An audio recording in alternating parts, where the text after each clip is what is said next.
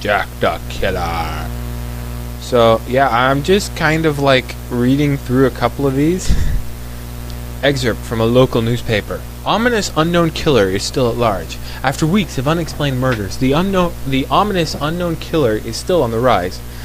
After little evidence has been found, a young boy states that he survived one of the killer's attacks and bravely tells his story. I had a bad dream, and I woke up in the middle of the night, says the boy. I saw that for some reason the window was open, after though I stopped, even though I remember it being closed before I went to bed. He can sleep. He can sleepwalk. He opens his windows in his sleep. Excuse me. Let's see. Even though I remember being when I went to bed.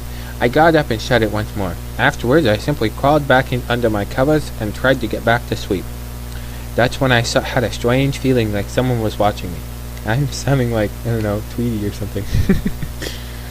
I looked up and nearly jumped out of my bed.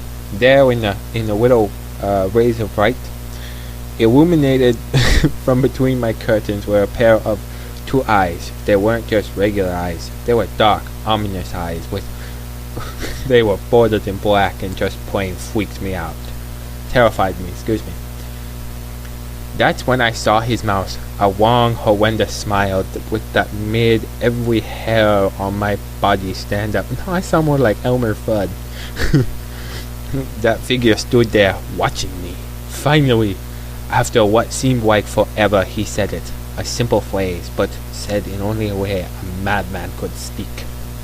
He said, "Go to sleep." I let out a scream. That's what sent him at me. He pulled up a knife, aiming at my heart. He jumped on top of my bed, and I fought him back. I kicked, I punched, I rolled around, trying to knock him off me. That's when my dad busted in. The man threw the knife. It went into my dad's shoulder. The man probably would have finished him off if one of the neighbors hadn't alerted the police. Gotta say it right. They dove into the parking lot and ran towards the door. The man turned and ran down the hallway. And I heard a smash like glass being like glass breaking. As I came out of my room.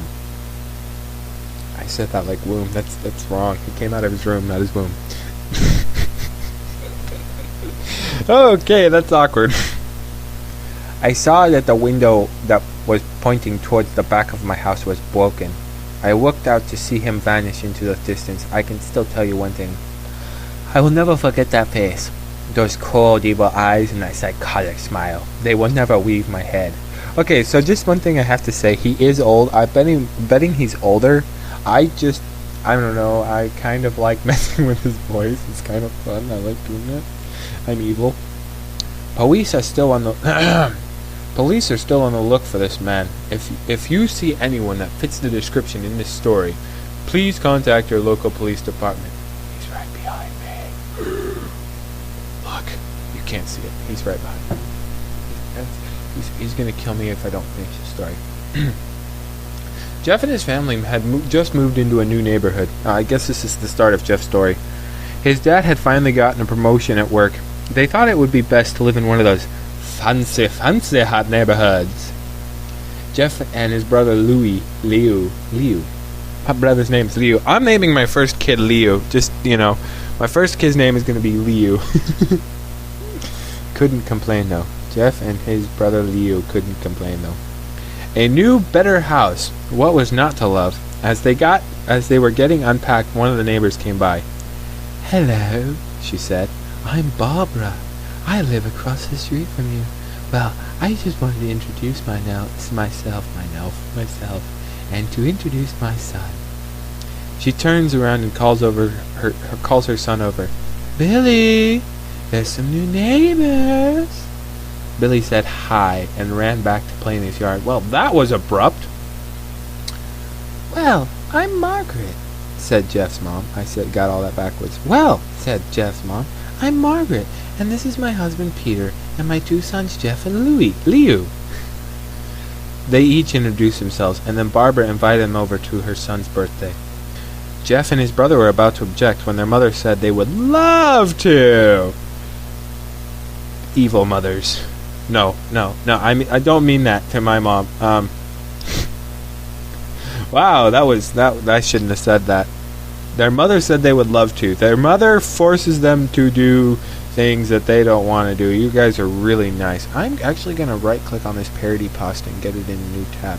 Maybe I can find something that might be interesting. When Jeff and his family were done packing, Jeff went up to his room. Mom, why would you invite us to some kid's party? It's a party.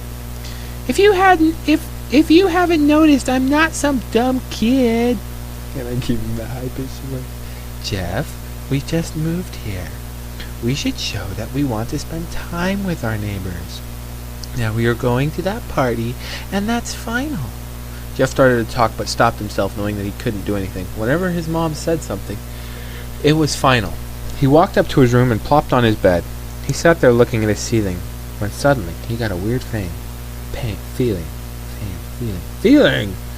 Not so much a pain, but a weird feeling. He's going through puberty. That was bad.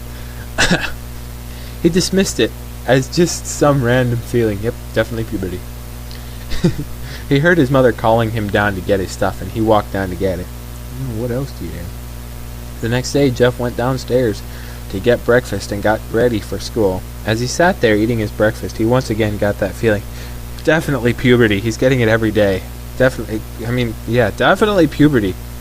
This time it was stronger. It's really strong oh no, except it gives him pain. It gave him a slight tugging pain. But he once again dismissed it. It's puberty. You can't dismiss puberty. As he and Liu finished breakfast, they walked down to the bus stop. They sat there waiting for the bus, and then all of a sudden some kid on a skateboard jumped over them, only inches from their laps. Oh, I was thinking like jumped over their head. I was like, that would be so cool. They both jumped back in surprise. It's a good thing they did it after he jumped over their laps. Hey, what the heck? The kid landed and turned back to them. He kicked his skateboard up and caught it with his hands. The kid seemed to be about 12, 1 year younger than Jeff. He was wearing Aeropostale shirts and an Aeropostale shirt and ripped jeans. I don't know if we needed to know that. Well. It looks like we've got some new meat. Yes, I'm giving the 12-year-old a manly voice. Suddenly, two other kids appeared. One was super skinny and the other was huge. We got a fat kid over here. Alright, well, since you're the new kid here, I'd like to introduce ourselves. Over there is Keith. Jeff and Liu looked at the skinny kid. He had a dopey face. One that you might expect a sidekick to have. Yes! Robin has a dopey face. And he's Troy. They looked over at the fat kid. Talk about a tub of lard. You're not nice. Talk about a tub of lard. This kid looked like he hadn't exercised since he was crawling. And these guys are awesome. And I, said the first kid, am Randy. Now, for all the kids in this neighborhood, there's a small price for bus fare if you catch my drift. Leo stood up, ready to punch the lights out. Leo got guts, man. I wonder how old Leo is. Ready to punch the lights out of this kid's eyes. Okay, Leo he's Chuck Norris, man. He's like mini Chuck Norris. That's who he is. He's the mini Chuck Norris. One of his friends pulled a knife on him. Okay, in my family. Okay, I don't remember if my first knife was when I got 12 years old or what. My mom will remember for sure. But this 12-year-old pulled a knife on this kid. If a 12-year-old's this psychotic to pull a knife on someone, why did you give him a knife? I had hoped you would be cooperative, but it seems we must do this the hard way. I'm going to assume that was Randy. I think I need to remember these names, but if I don't, I'll just scroll back up. The kid walked to Liu and took his wallet out of his pocket. Jeff got that feeling again. Puberty! Now it was truly strong. A burning sensation. A really bad puberty. He stood up, but Liu gestured him to sit down. Jeff ignored him and walked to the kid. Listen here, punk. Give back my bro's wallet or else. Chuck Norris. Jeff's Chuck Norris now. I thought Leo was Chuck Norris, but now Jeff's Chuck Norris.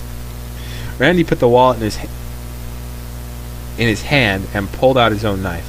Oh, and what will you do about it? Just as he finished the sentence, Jeff popped the kid in the nose. As Randy reached...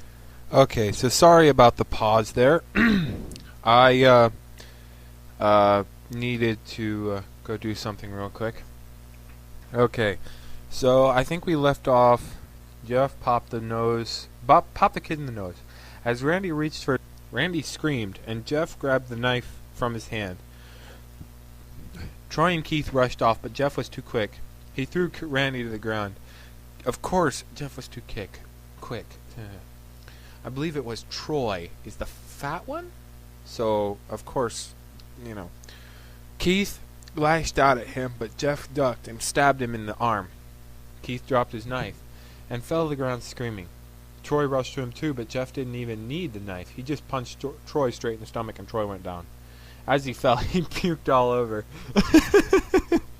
I didn't need to know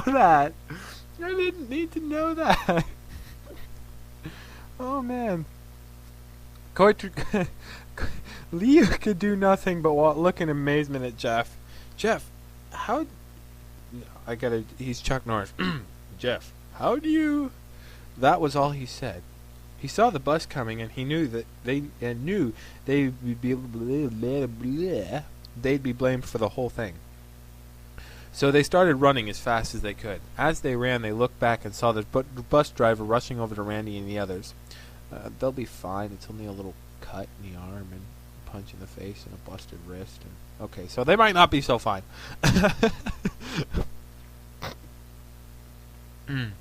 They made... As Jeff and Liu made it to school, they didn't dare tell what happened. As they did, all they did was sit and listen. Liu just thought of that as his brother beating up a few kids, but Jeff knew it was more. It was something scary, and he got the feeling he felt how powerful it was. The urge to just hurt someone. He didn't like how it sounded, but he couldn't help feeling happy. He felt the strange feeling go away. Puberty's gone. And stay away for the entire day of school. Even as he walked home due to the whole thing near the bus stop. And how now he probably wouldn't be taking the bus anymore. He felt happy. When he got home, his parents asked him how his day was, and he said in a somewhat ominous voice, "It was a wonderful day." The next morning, he heard a knock on his front door. He walked down to find 2 police officers at the door, his mother looking back at him with an angry look. "Jeff, these officers tell me that you attacked 3 kids. That wasn't a regular fight. And it wasn't a regular fight, that they were stabbed." "Stabbed, son?" "You gave him a knife." Jeff's gaze... Well, no, they didn't give Jeff a knife, did they? Jeff stole a knife or something. Jeff's gaze fell to the floor, showing his mother that it was true. "Mom, they were the ones that pulled the knives on me and Leo." "Son," said one of the cops, "we found 3 kids, 2 stabbed, 1 having bruises on his stomach, and we have witnesses proving that you fled the scene. Now what does that tell us?" Jeff knew it was no use. He could say him and Liu had been attacked, but then there was no proof it was not them who attacked first. They couldn't say that they weren't fleeing because, the truth be told, they were. So Jeff couldn't defend himself or Liu. "Son, call down your brother." Jeff couldn't do it since it was him who beat up all the kids. "Sir, it was... No. Call down your brother. Jeff couldn't do it since it was him who beat up all the kids." Okay. "Sir, it was me. I was the one who beat up the kids. Liu tried to hold me back, but he couldn't stop me." The cop looked at his partner, and they both nod. "Well, kid, looks like a year in juvie." "Wait!" says Liu. They all looked at him to see he was holding a knife. The officers pulled their gun and locked them on Liu. "It was me. I beat up those little punks, and have the marks to prove it." He lifted up his sleeve to reveal bruises and cuts as if he were in a struggle. Hey, Cody. Son, just put down the knife, said the officer. Liu held up the knife and dropped it to the ground. I am totally calling my first kid Liu. I mean, I'm not even funny. It's going to be his nickname or something. He put his hands up and walked over to the cops. Cough. No, Liu. It was me. I did it. I did it! I just made Jeff sound like Batman. Jeff had tears running down his face. Huh. Little bro trying to take the blame for what I did? Well, take me away. The police led Liu out to the patrol car. Liu! No, Liu. Tell them it was me. I was the one who beat up those kids. Liu's mother put her hand on his shoulders. Jeff, please. You don't have to lie. We know it's Liu. You can stop. Maybe Jeff's not lying, Mom. Maybe Jeff's not lying, Mom. Give me a second. I'm drinking something. Love venom. Jeff watched helplessly as the cop car speeds off with Liu inside. A minute later, Jeff's dad pulled in the driveway, seeing Jeff's face and knowing something was wrong. He just stood out there watching for who knows how long. 1 minute. A few minutes. So, like, 2 minutes. Son! What should I call it? What voice should I give his dad? Son, what is it? Jeff couldn't answer. His vocal cords were strained from crying. Instead, Jeff's mother walked his dad inside to break the bad news to him as Jeff wept in the driveway. After an hour or so, I don't know how you could weep. No, I've done it. Never mind. After an hour or so, Jeff walked back into the house, seeing that his parents were both shocked, sad, and disappointed. He couldn't look at them, and he couldn't see how they thought of Liu when it was his fault. He just went to sleep. Mean brothers. They sleep. Trying to get the whole thing off his mind, definitely. 2 days went by. No word from Liu at JDC. No friends to hang out with. Nothing but sadness and guilt. That is until Saturday, when Jeff woke up by his mother with a happy, sunshiny face. Jeff, it's the day, she said. She opened the curtains and let the light flood in his room. What's today? Why, it's Billy's party. He was now fully awake. Mom, you're joking, right? You don't expect me to go to some kid's party after... There was a pause. Jeff, we both know what happened. I think this party would be would be the thing that brightens up the past days. Now get dressed. Okay, this goes out to everyone. If I killed my brother, if I killed somebody and my brother took the blame for it, for one thing, I'm going to try to bust him out of jail, or at least try to find proof that I did it. And for another thing, I don't care. I'm not going to a party. I'm going to be sitting here watching Danny Phantom or something. Jeff's mother walked out of the room and downstairs to get ready herself. Jeff's mom can go by herself. I would lock the room. He picked out a random shirt and a pair of jeans and walked down the stairs. He's wearing something all black with a skull on his shirt. It's like Punisher suit. He saw his mother... Okay, it doesn't actually say that. I'm just having fun. He saw his mother and father all dressed up. His mother in a dress and his father in a suit. They're thinking it's a fancy party. And he thought, why they would ever wear such fancy clothes to a kid party? Ugh.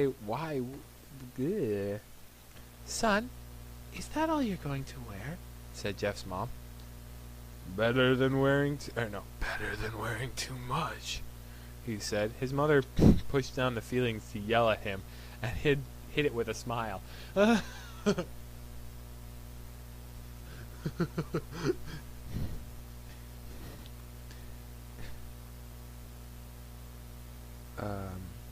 Jeff. No, his father. Now Jeff. We may be overdressed, but this is how you go if you want to make an impression, said his father. Jeff grunted and went back up to his room. I don't have any fancy clothes, he yelled down Just pick out something, called his mother. He looked around his closet for what he would call fancy.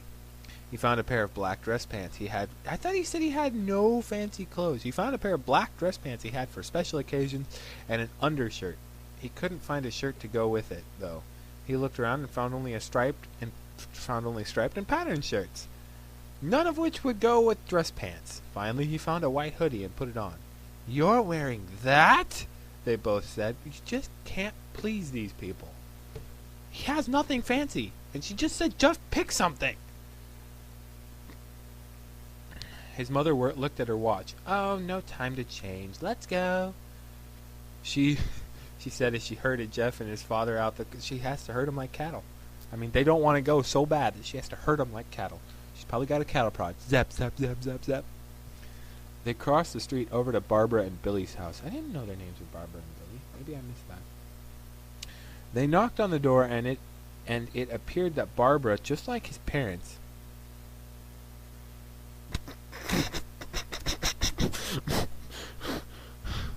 okay. Barbara's. Okay. I was thinking Barbara was the son.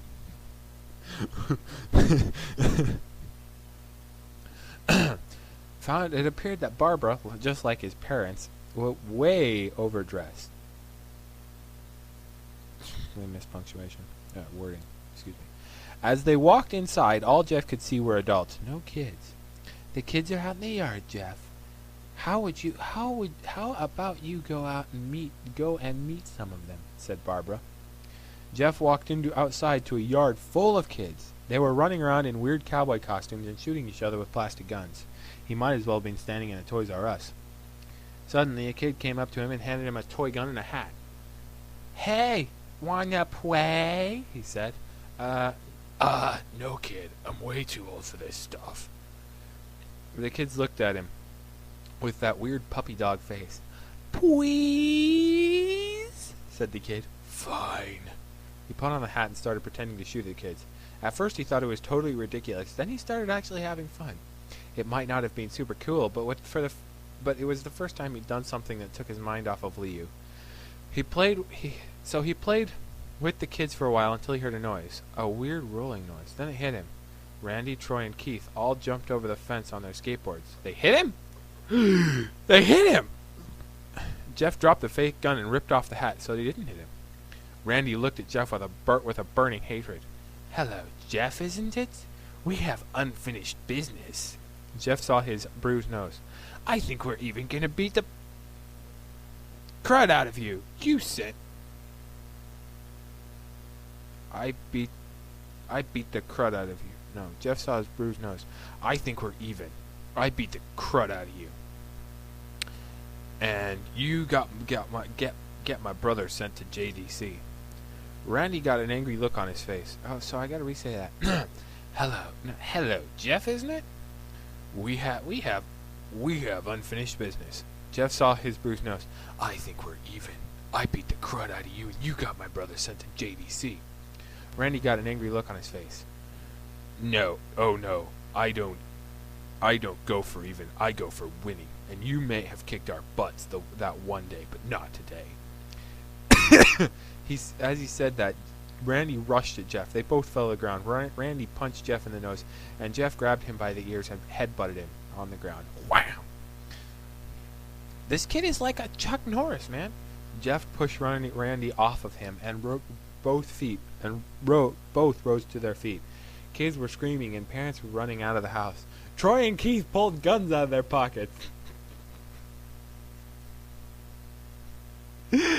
Bully's got guns, man. This is awesome. Bully's got guns. Where did they get did their parents give him the password to the safe, the combination to the safe? "No one will interrupt, their guts will fly," they said. Randy pulled a knife on Jeff and stabbed it into his shoulder. Jeff screamed and fell to his knees. Randy started kicking him in the face. Wham, wham, wham. After 3 kicks, Jeff grabbed his foot and twists it. So he can break the wrist, but he doesn't decide to break the foot. He just twists it, causing Randy to fall to the ground. Jeff stood up and walked towards the back door. Troy grabbed him. Need some help? He said. He picks Jeff up by the back of the collar and throws him through the patio door. As Jeff tries to stand, he is kicked to the ground. Randy repeatedly starts kicking Jeff until he starts to cough up blood. Come on, Jeff. Come on, Jeff, fight me. He picks Jeff up and throws him into the kitchen. Randy sees a bottle of vodka on the counter and smashes the glass all over Jeff's head. Fight!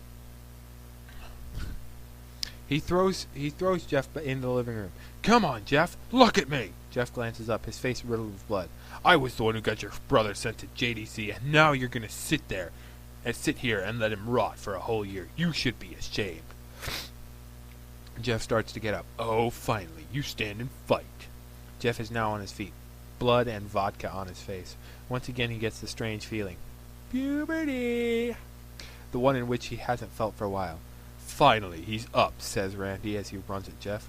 And then it happens. Something inside Jeff snaps. Okay, puberty stopped and broke his heart. I don't know. Maybe something broke his heart. Maybe his girlfriend left him right at that moment. He just looked at the text message. His psyche is destroyed. All rational thinking is gone. All he can do is kill. So his girlfriend left him, and he was really in love with this girl. So now he wants to kill everything in sight. He grabs Randy and pile drives him to the ground. He gets on tops of him, and punches him straight in the heart. Bump, bump, bump, bump, bump, bump, bump.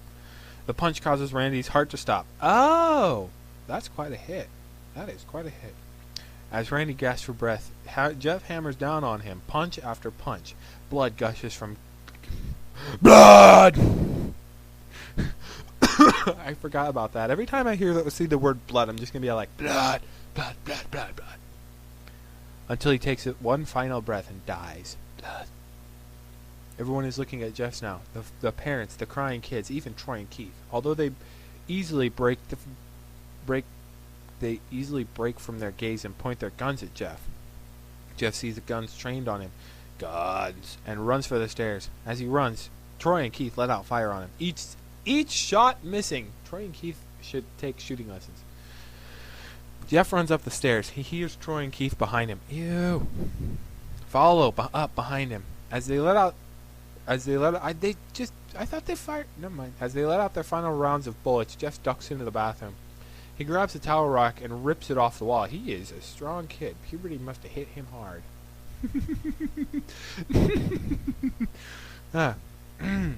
Troy and Keith race in, knives ready. So they had guns and knives. Troy swings a knife at Jeff, who backs away and bangs the towel rack into Troy's face. Troy goes down hard, and now that's all that's left is Keith. He is more agile than Troy, though, and ducks when Jeff swings the towel rack. He drops a knife and drops the knife. This guy needs to work on his past and future tenses, because all the time, every now and then, I'm reading something that's past tense and then something that's present tense and future tense and all over the place. Jeff grabbed Jeff by the neck. He pushed him into a wall. A thing of bleach fell down on top of him from the top shelf. It burnt both of them, and they both started to scream. Scream! Jeff wiped his eyes as best he could. He pulled back the towel rack and swung it into Keith's head. As he lay there bleeding to death, he let out an ominous smile. What's so funny? Asked Jeff. Keith, he's got a gun, a knife, and a lighter. Okay, something's wrong with this kid's parents. Something is wrong with this kid's parents. What's funny, he said, is that you're all covered in bleach and alcohol. Jeff's eyes widened as Keith threw the lighter at him. As soon as the flame made contact with him, the flame ignited the alcohol in the vodka. While the alcohol burned him, the bleach bleached his skin. Jeff let out a terrible screech as he caught on fire. He tried to roll out of the fire, but it was no use. The alcohol made him a walking inferno. He's the Human Torch. He ran down the hall and fell down the stairs. Everyone started to scream as they saw Jeff, now a man on fire. He is a man. I thought he was a boy. I thought he was like 11. Okay, this is retarded because Keith and Troy and Randy have all these weapons and they're only 12?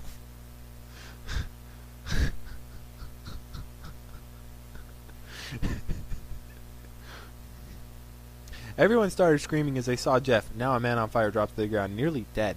The last thing Jeff saw was his mother and the other parents trying to extinguish the flame. That's when he passed out. When Jeff woke, he had a cast wrapped around his face. He couldn't see anything, but he felt a cast on his shoulder and stitches all over his body. He tried to get up, but realized that there was some tube in his arm. Ah, gross! It's like a whole tube in his arm. And when he tried to get up, it fell out. And the nurse rushed in. I don't think you can get out of bed just yet, she said as she put him back on the bed and tubes. Jeff sat there with no vision, no idea what his surroundings were. Finally, after hours, he heard his mother. Honey, are you okay? She asked. Jeff couldn't answer, though. His face was covered, and he was unable to speak. Oh, honey, I have great news. After all the witnesses told the police that Randy confessed of trying to attack you, they decided to let Liu go. I love that name. I love that name. Absolutely love that name. This made Jeff almost bolt up and almost bolted off, stopping in the hallway. Almost bolt off. He bolt up, stopping in the hallway, remembering that almost bolt up. Except he wound up in the hallway. He has teleportation powers, people. Jeff can teleport. This is amazing. Remembering the tube coming out of his arm. Stopping halfway. Oh, halfway, not hallway. Oops. Man, I wanted it to be hallway. He'll be out by tomorrow, and then you two will be able to be together again. His mother hugs Jeff and says her goodbyes. The next couple of weeks were those where Jeff was visited by his family. Then came the day where his bandages were to be removed. His family were all there to see it. What would he look like? As the doctors unwrapped the bandages from Jeff's face, everyone was on the edge of their seats. They waited until the last bandage holding his face was almost removed. Let's hope for the best, said the doctor. He quickly pulls the cloth away and letting the rest of it fall from his face. Jeff's mother screamed at the sight of his face. Liu and Jeff's dad stare awestruck at his face. What? What happened to my face? He's Two-Face now. He's Two-Face, Jeff said. He rushed out of bed. I thought it said blood there for a second. And ran to the bathroom. They let him out of bed? He looks in the mirror and saw the cause of distress. His face. It's horrible. His lips were burnt to a deep shade of red. His face was turned a pure white color, and his hair was singed from brown to black. Okay, so he turned into Nega Joker. He's Nega Joker! He slowly put his hands to his face. A sort of leathery feel to it now. He looked back at his family, then at the mirror. Jeff, said Liu, it's not that bad. Not bad? It's perfect! His family were equally surprised. Jeff started laughing uncontrollably. His parents noticed that his left eye and hand were twitching. Jeff, are you okay? Okay? I've never felt more happy. Look at me. This face goes perfectly with me. He couldn't stop laughing. He stroked his own face. He stroked it. It feels so good when he stroked his face. Man, I got goosebumps. I hate when that happens. Looking at it, so it's perfect in all ways. He even likes the feel of it. Leathery hands and leathery face. No, just leathery face. Probably leathery body, actually. He got burnt all over. Looking in the mirror. What caused this? Well, you may recall that Jeff was fighting Randy. Something in his mind. His sanity snapped. Now he was left a crazy killing machine. That is, his parents didn't know. Doctor, is my son alright? You know, in the head? Said Jeff's mom. I got that totally backwards, but I don't actually care. Oh yes, this behavior is typical for patients that have taken very large amounts of painkillers. If his behavior doesn't change in the next few days, bring him back here and we'll give him a psych test. Should have done that right then and there. Thank you, doctor. Jeff's mother went over to Jeff. Jeff, sweetie, it's time to go. Jeff looked at at the mirror. His face still formed into a crazy smile. Okay, Mommy. His mother took him by the shoulder and took him to get his clothes. This is what came in. No, this is what This is what came in," said the lady at the desk. Jeff's mom looked down to see the black dress pants and white hoodie her son wore. Now they were clean of blood and now stitched together. His mother led him to his room and made him put the clothes on. Then they left, not knowing that was their final day of life. Later that night, all this because of painkiller. He's on like bath salts or something. Later that night, Jeff's mother woke to a sound coming from the bathroom. It sounded as if someone was crying. She slowly walked over to see what it was. When she looked in the bathroom, she saw a horrendous sight. Jeff had taken a knife and carved a smile into his cheeks. Joker style. You want to know why I'm smiling? No, I'll put that in later. I'll cut here. And, cut here. You want to know how I got these scars? And, okay, so I did the cut, and I probably put something in there. Jeff, what are you doing? Asked his mother. Jeff looked over at his mother. I couldn't keep smiling, Mommy. It hurts after a while. Now I can smile forever. No end of the quotation marks. Jeff's mother noticed his eyes ringed with black.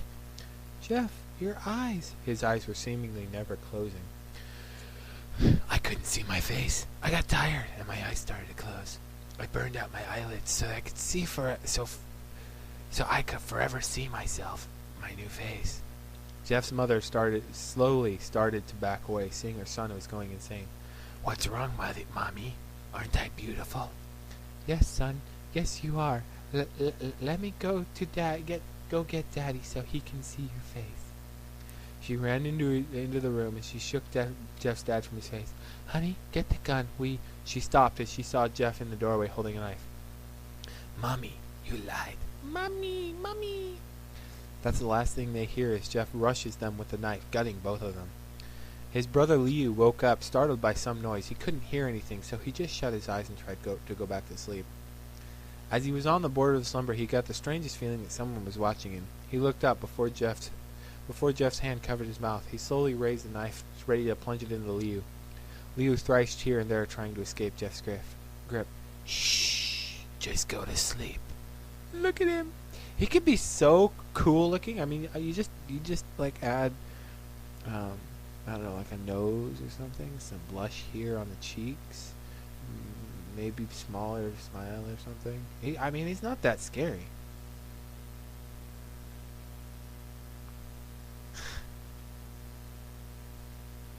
I can't believe you made that okay, this is a comment. I can't believe you made that young boy at the beginning use words like illuminating, ominous, horrendous, and the list goes on. List! Use the word list! No kid talks like that, especially a young one. You had all your characters speak in a way that seemed unnatural. You either used formality, e.g., the parents calling Jeff son, or cliche phrases, e.g., and that's final. And there were things of this nature. Okay, I'm not going to read his whole thing. Oh, the three bullies. Wow, you went so over the top with their personalities. I just don't believe all three were such awful, violent kids that all three were up for pulling out their knives on other people so readily, and to do it twice in front of people. And that's another thing. You tried to convince us that none of the parents tried to stop the kids from fighting at a party? That's retarded! Still more, you had these four preteens, well, one's 13, but still, fighting in this frantic combat that even most adults wouldn't engage in? LOL, that's not believable at all. It's not believable in general. But to make them so young, it's all that more dumb, and it's all that the less plausible. The way he became crazy was so silly, and for him to kill his brother too made no sense. Psychopaths can care for a handful of people, and you just made him care. You made him care so much about his bro, only for him to kill the kid so soon. I thought this feeling you kept making him have was whenever he felt annoyed with someone, and that you'd expand on that as the foundation for his mentality rather than four kids fighting Matrix style. 3 killed. None of the numerous adults step in, and one goes crazy. LOL what? LOL WT. WUT. By the way, you couldn't just just had his eyelids burned off, and his hair would not be singed to another color. It would burn off. I could go on, but you get the hint. Jeff being an enigma is creepier. If you're successful at executing this, it would have been fine. Though, however, you were not. Skylar says, I absolutely agree, but I still enjoyed it. That's good. You enjoyed? Yeah. This inspired me to take all the criticism from these as comments. If you're going to make a story, use proper grammar in even your comments and make a better version of the story. It's going to be a lot longer, but I'm hoping when it's finished I can upload it and it'll be better than the original. I'm also calling it just Jeff, and Liu's name is being changed to Lewis. Lou for short. So I'm hoping for the best and hope you guys are too. I'm finished. I'll try to upload it soon. Submitted. Jeff Revisited. Not on the sites yet, hopefully soon. This is by far one of the best storylines I've ever read. Well, Ben drowned.